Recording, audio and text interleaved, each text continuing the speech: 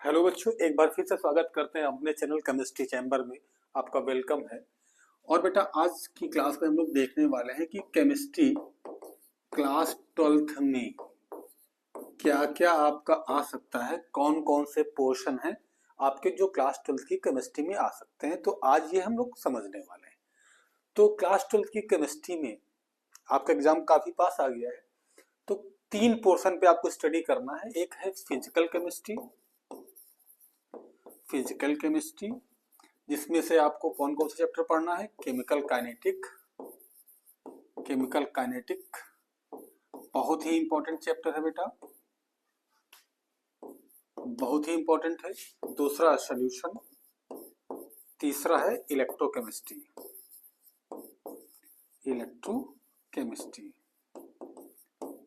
ये 3 चैप्टर आपके हैं जो बहुत ही इंपॉर्टेंट है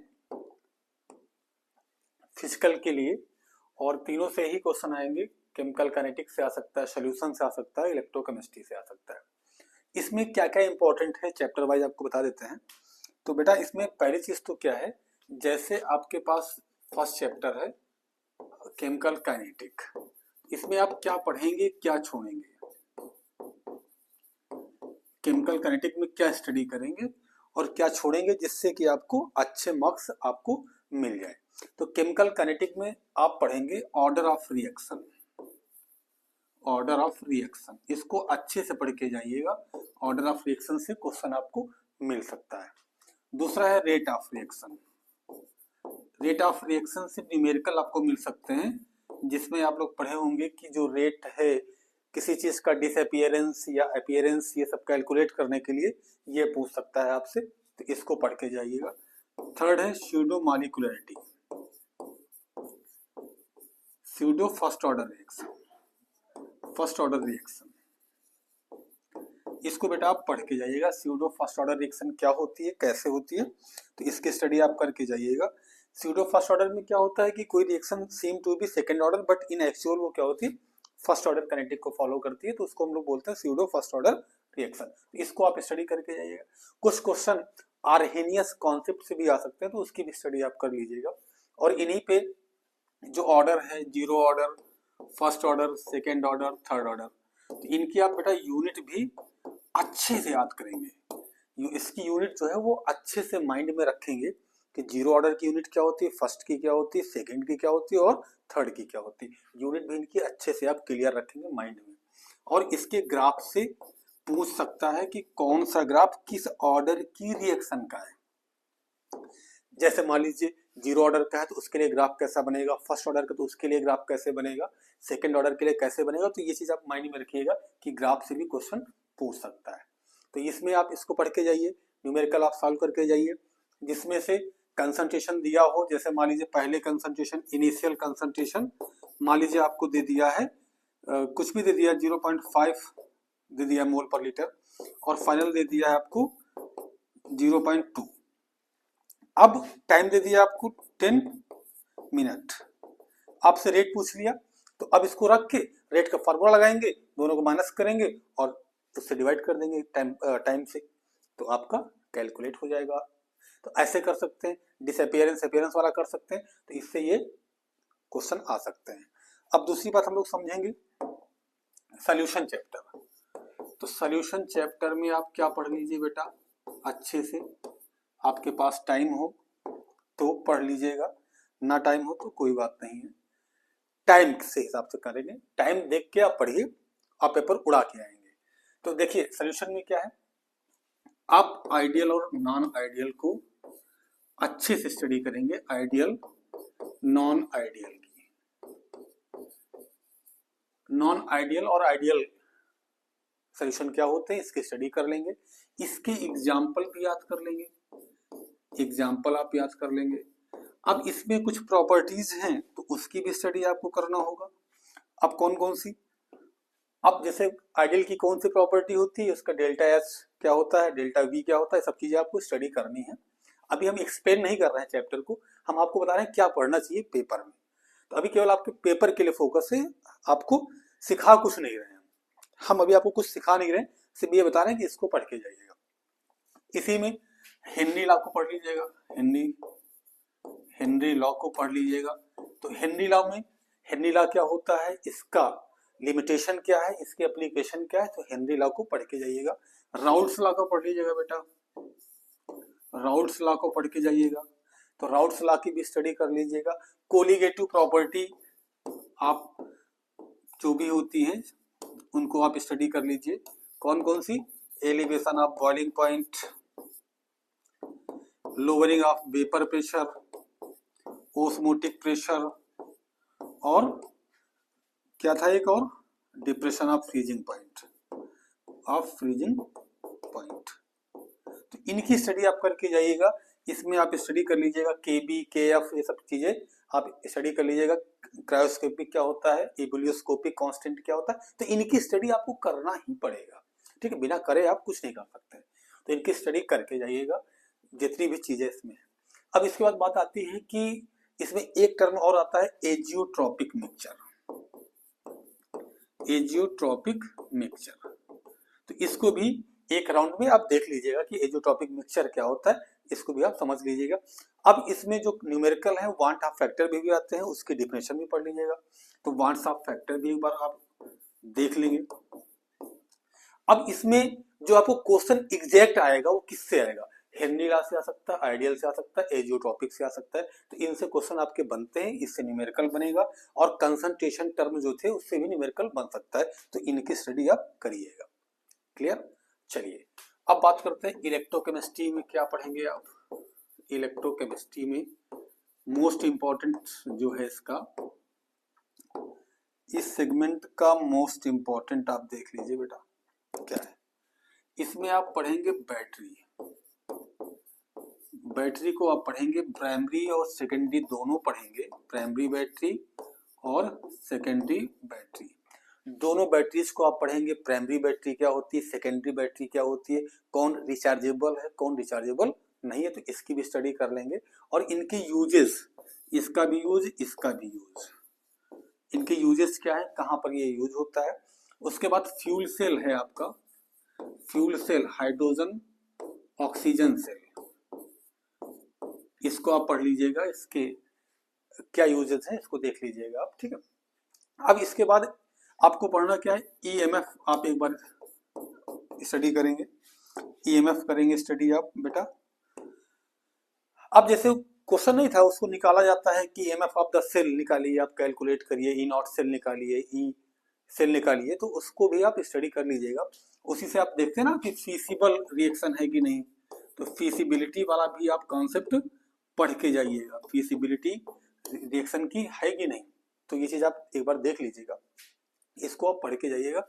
और जो एक रिलेशन था कि delta G naught equal to minus n F E naught cell, तो इसको तो जरूर पढ़िएगा क्योंकि इससे क्वेश्चन आ सकता है, इससे न्यूमेरिकल आपको मिल सकता है।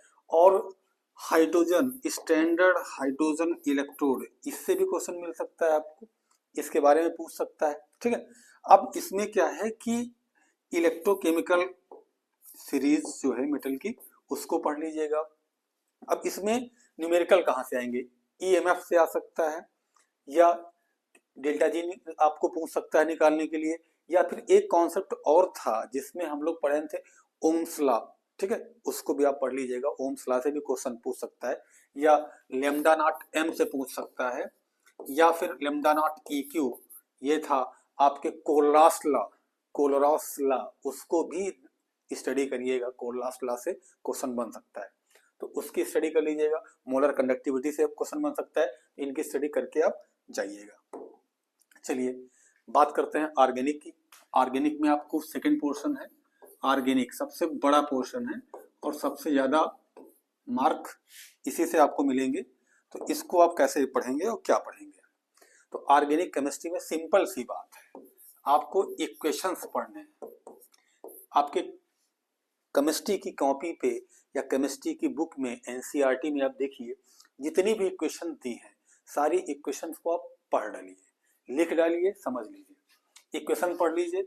नेम्ड रिएक्शन जितनी भी हैं, नेम्ड रिएक्शन ऑर्गेनिक में सब नेम्ड रिएक्शन पढ़ डालिए, 25 से लेकर 30 तक इंपॉर्टेंट आप देख लीजिए, जो लास्ट ईयर पेपर में भी आई हैं उनकी स्टडी जरूर करिएगा पेपर में जाने से पहले। क्लियर। कन्वर्जन आप देख लीजिएगा, कन्वर्जन पेपर में आता है, कन्वर्जन आ सकता है, आईपीसी नेमिंग आ सकती है पेपर में, तो इसकी भी स्टडी ये 2 नंबर में आ सकता है, 2 नंबर में ये आ सकता है, तो इसकी स्टडी आप करके जाइएगा। और 2 नंबर में ये भी आएगा, और जो ये है इक्वेशन से, ये तो पूरे कहीं पर भी आ सकता है, इसका कोई भी क्लियर नहीं है कि कहाँ से आएगा, लेकिन कुछ भी आ सकता है इक्वेशन में, कोई रिएक्शन कंप्लीट करने को आ सकती है, तो कुछ भी आ सकता है, ये क्लियर करिए। एक क्वेश्चन था जिसमें कोई मॉलिक्यूलर फार्मूला दिया था कंपाउंड का, और उससे किसी से रिएक्शन करता है ए से तो आर बनता है, बी से करता है तो पी बनता है। अब इसमें आइडेंटिफाई करना है आर और पी, तो इनके भी क्वेश्चन आप तैयार कर लीजिएगा, 3 मार्क्स में ये आ सकता है। तो इसको आइडेंटिफाई करना होगा कि आर क्या है, पी क्या है, तो इसके लिए क्वेश्चन आप तैयार कर लीजिएगा। क्लियर। अब बात आती है इसमें, देखिए कुछ ऐसे हैं जैसे किसी चीज को डिस्टिंग्विश करना, किसी चीज को आपस में डिफरेंस क्या है उसमें ये बताना, ठीक है, तो उसके लिए भी आप तैयार कर लीजिएगा। जैसे मान लीजिए एसिटिक एसिड है, एसिटिक एसिड और एथेनॉल है, तो इसमें क्या डिफरेंस है, कैसे आप डिफरेंशिएट करेंगे, कैसे डिस्टिंग्विश करेंगे, तो इसकी भी स्टडी एक बार आप करके जाइएगा। कुछ जो इंपॉर्टेंट है जो प्रीवियस ईयर में आए हैं तो उसको आप पढ़ लीजिएगा, तो इससे भी आ सकता है डिस्टिंग्विश करने के लिए। बात क्लियर। तो ऑर्गेनिक केमिस्ट्री में इतना पढ़ लीजिएगा। अच्छा एक चीज और, एमाइन से बहुत पूछता है, क्या पूछता है एमाइन से, ऑर्डर पूछता है, बेसिक स्ट्रेंथ का ऑर्डर पूछता है। कार्बोक्सिलिक से और सबको मिला के उसमें पूछ लेता है कि कौन ज्यादा एसिडिक है, तो कुछ चीजों का ऑर्डर, जैसे बीपी का ऑर्डर, जो कंपाउंड्स होते हैं उनके बीपी का ऑर्डर, ठीक है। दूसरी चीज क्या है, बेसिक नेचर का ऑर्डर, बेसिक नेचर का ऑर्डर, ये कुछ नेचर का ऑर्डर आप पढ़ के जाइएगा कि उसमें क्या ऑर्डर होता है, कैसे होता है। एमाइन का खासकर, इन केस ऑफ एमाइन आपको स्टडी करके जाना है, दोनों फेज में, एक्वस में भी और वेपर फेज में भी। सुना है ना, वेपर फेज दोनों में करके जाना है आपको, ताकि वहां पर कोई दिक्कत ना हो पेपर में। क्लियर। अब इसके बाद बात आती है इनऑर्गेनिक की, कि इनऑर्गेनिक में बेटा आप क्या पढ़ के जाओगे और कौन कौन से चैप्टर्स हैं। तो इसमें 3 चैप्टर हैं, इसमें 2 चैप्टर हैं, 3 नहीं 2। कौन कौन से, डी एंड एफ ब्लॉक और दूसरा है कोऑर्डिनेशन। तो दोनों आपस में क्या है, कनेक्टेड है, D and F block elements और कोऑर्डिनेशन।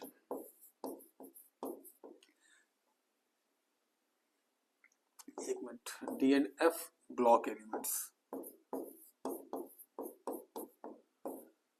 तो दोनों आपस में क्या है, बॉन्डेड है। डी और एफ और कोऑर्डिनेशन ये आपस में क्या है, एक दूसरे से कनेक्टेड है चैप्टर्स। अगर आपको ये अच्छे से आता है तो ये आपको आ जाएगा, क्योंकि दोनों कनेक्टेड है। तो अब डी और एफ में क्या पूछ सकता है आपसे, तो डी और एफ में पूछ सकता है आपसे कि यहाँ पर मेल्टिंग पॉइंट का ऑर्डर, जो 3D सीरीज होती है उसमें मेल्टिंग पॉइंट का ऑर्डर पूछ सकता है, किसी का रिड्यूसिंग नेचर पूछ सकता है, रिड्यूसिंग नेचर पूछ सकता है, CFT से स्टेबिलिटी पूछ सकता है, क्रिस्टल फील्ड थ्योरी से स्टेबिलिटी पूछ सकता है, VBT से पूछ सकता है कि वो इनर ऑर्बिटल कॉम्प्लेक्स फॉर्म करेगा या आउटर ऑर्बिटल फॉर्म करेगा, आउटर ऑर्बिटल फॉर्म करेगा, तो ये भी चीज पूछ सकता है। तो CFT और VBT की भी स्टडी करके आपको जाना है, तो इससे पूछ सकता है। तो इसके जो प्रीवियस ईयर क्वेश्चन है उसको आप तैयार कर लें तो ये आपका तैयार हो जाएगा। और जो 2 कंपाउंड थे, एक KMnO4 था और दूसरा क्या था बेटा, K2Cr2O7, तो ये 2 कंपाउंड भी आप तैयार कर लीजिएगा। इससे रिएक्शन को बैलेंस करना आ सकता है या इनका प्रिपरेशन आ सकता है, तो यहाँ से ये आपका क्लियर हो जाएगा। जब ये आपका क्लियर हो जाएगा तो इसके बाद बात आ जाएगी किसमें, हम लोग देखेंगे कोऑर्डिनेशन में। तो कोऑर्डिनेशन में आप कैसे तैयार करेंगे बेटा, तो कोऑर्डिनेशन के तैयार करने के लिए आपके पास क्या सिस्टम है, इसमें आप पहले देखेंगे उसका आइसोमेरिज्म। आइसोमेरिज्म 4 टाइप की होती हैं, सॉल्वेट, आयोनाइजेशन, कोऑर्डिनेट, ये सब लिंकेज, ये सब आप देख लीजिएगा, इनकी स्टडी करके जाइएगा, क्योंकि इनसे एग्जाम्पल पूछ सकता है। एग्जाम्पल देके नेम पूछ लेगा या नेम देके एग्जाम्पल पूछ लेगा। और सिस और ट्रांस भी एक बार देख लीजिएगा, सिस और ट्रांस क्या होता है। उसके बाद देख लीजिएगा फेसियल और मेरिडियोनल। फेसियल और मेरिडियोनल क्या है उसकी भी स्टडी एक बार आप देख लीजिएगा। ये हो गया इसमें कोऑर्डिनेशन में। तो कोऑर्डिनेशन में आपकी ये चीज क्लियर हो गई कि आप इतना चीज आप देख के जाएंगे, ठीक है। अब बात आती है इसके बाद इसमें और क्या पूछ सकता है। तो इसमें एक चीज नेमिंग पूछ सकता है आपसे। क्या पूछेगा इसमें? नेमिंग। तो जो कोऑर्डिनेट कंपाउंड्स हैं उसकी नेमिंग पूछ सकता है, और लिगेंड की डिफिनेशन पूछ सकता है, सेंट्रल मेटल आयन की डिफिनेशन पूछ सकता है, आयन या एटम, और कोऑर्डिनेशन नंबर निकालना पूछ सकता है, किसी का ऑक्सीडेशन नंबर पूछ सकता है। तो इनकी भी स्टडी करके आप अच्छे से जाइएगा, तो इनसे क्वेश्चन आपको मिल जाएंगे। इनको आप मेमोराइज कर लीजिए। अभी आपके लिए कंटेंट तो नहीं प्रोवाइड करा सकते क्योंकि समय नहीं है, बाकी आपको आइडिया दे सकते हैं कि क्या आपको पढ़ना है। अच्छे से पढ़ के जाइए, आप अच्छे से तैयारी करेंगे तभी आपका रिजल्ट अच्छे से आएगा। अब मिलते हैं किसी और क्लास में, तब तक के लिए बाय बाय।